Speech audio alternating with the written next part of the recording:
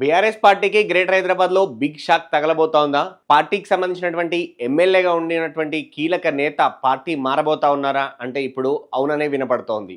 ముఖ్యంగా ఈ డీలిమిటేషన్‌కి సంబంధించినటువంటి వార్తలు మొదలైనప్పటి నుంచి పార్టీలో గ్రేటర్ హైదరాబాద్‌కి సంబంధించినటువంటి మాజీ మంత్రి మల్లారెడ్డి పార్టీ మారతారనేటువంటి చర్చ పొలిటికల్ వర్గాల్లో జోరుగా సాగుతున్నప్పటికీ ఎప్పుడు జరిగేదే కదా అని అందరూ అనుకున్నారు. కానీ తాజాగా మంత్రిగా పనిచేసి, ఎంపీగా పనిచేసి, సీనియర్ నేతగా ఉండి, అలాగే ఆర్థికంగా బలమైన నేతగా ఉన్నటువంటి మల్లారెడ్డి ప్రధానమంత్రి మోడీని కలిశారు. తన కోడలు ప్రీతిరెడ్డితో కలిసి వీళ్ళిద్దరూ మామ, కోడలు ఇద్దరు కలిసి ప్రధానిని కలిసినట్టుగా తెలుస్తూ ఉంది.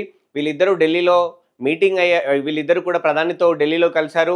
ఈ మీటింగ్‌ను కేంద్ర మంత్రి కిషన్ రెడ్డి స్వయంగా పర్యవేక్షించి అంటే దాని మధ్య కోఆర్డినేషన్ చేసినట్టుగా తెలుస్తోంది. సో మొత్తంగా మల్లారెడ్డి కొంతకాలంగా అంతకుముందు కాంగ్రెస్ పార్టీ అధికారంలోకి రాగానే కాంగ్రెస్లోకి వెళ్తారు అన్న ప్రచారం జరిగింది.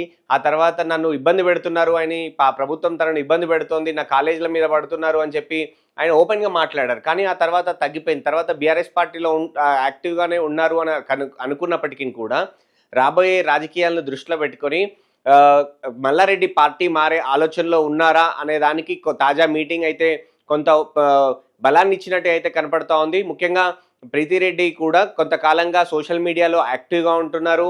మల్లారెడ్డితో పాటు తను కూడా వివిధ ఛానళ్లకు ఇంటర్వ్యూలు ఇవ్వడం కావచ్చు, పొలిటికల్గా కామెంట్ చేయడం కావచ్చు జరుగుతోంది. సో వీళ్ళిద్దరూ అంటే రాబోయే ఎన్నికల నాటికి మేడ్చల్ నియోజకవర్గంలో అంటే మేడ్చల్తో పాటు మరో నియోజకవర్గం ఏర్పడే అవకాశం ఉంది. అలాగే తాను మల్లారెడ్డి గతంలో ప్రాతినిధ్యం వహించినటువంటి మల్కాజ్గిరి ఎంపీ స్థానంలో కూడా మరో పార్లమెంట్ స్థానం వచ్చే అవకాశం ఉంది. సో పైగా ఉమెన్ రిజర్వేషన్ ఉంది కాబట్టి తన కోడల్ని రంగంలోకి దించే ఆలోచనలో ఉన్నట్టుగా మల్లారెడ్డి చాలా రోజుల నుంచి వార్తలు వినిపిస్తూ ఉన్నాయి. సో ఇప్పటికే మల్లారెడ్డి రాజకీయాల్లో ఉన్నారు. ఆయన అల్లుడు మరి రాజశేఖర రెడ్డి రాజకీయాల్లో ఉండగా తాజాగా అంటే ప్రీతిరెడ్డికి కూడా వాళ్ళు ఏర్పాటు చేసుకునే అవకాశం అంటే ఆలోచనలో ఉన్నట్టుగా కనబడుతుంది. నిజానికి గత ఎంపీ ఎన్నికల్లోనూ ప్రీతిరెడ్డి లేదంటే మల్లారెడ్డి కొడుకు భద్రారెడ్డిని మల్కాజ్గిరి ఎంపీగా నిలబెడతారు అని ప్రచారం జరిగింది. వాస్తవానికి బీఆర్ఎస్ పార్టీ మూడోసారి అధికారంలోకి వచ్చి ఉంటే మల్కాజ్గిరి ఎంపీ బరిలో మల్లారెడ్డికి సంబంధించినటువంటి కుటుంబీకులే ఉంటారు అని అందరూ అనుకున్నారు. కానీ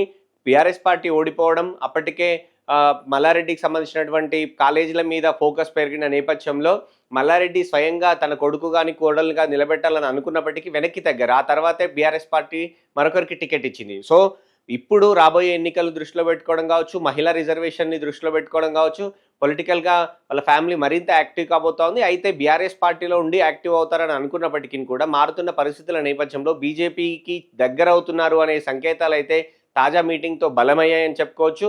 సో మల్లారెడ్డికి ఒక టికెట్, ప్రీతిరెడ్డికి ఒక టికెట్, తన అల్లుడు మరి రాజశేఖర రెడ్డికి ఒక టికెట్ అనేది ఇప్పుడు జరుగుతున్నటువంటి చర్చ. సో ఒకరు మల్లారెడ్డి కుటుంబం నుంచి అంటే మల్లారెడ్డి ఎంపీగా వెళ్తే ఆయన కోడలు ఎమ్మెల్యేగా ఉంటారు, లేదంటే కోడల్ని ఎంపీగా పంపిస్తే మల్లారెడ్డి రాష్ట్ర రాజకీయాల్లో ఉంటారు. ఇలా ఒక ఆలోచనతో ఉన్నట్టయితే కనపడుతోంది. తద్వారా అంటే కేంద్రంలో అధికారంలో ఉన్న పార్టీ కాబట్టి కొంత సపోర్ట్ ఉంటుంది.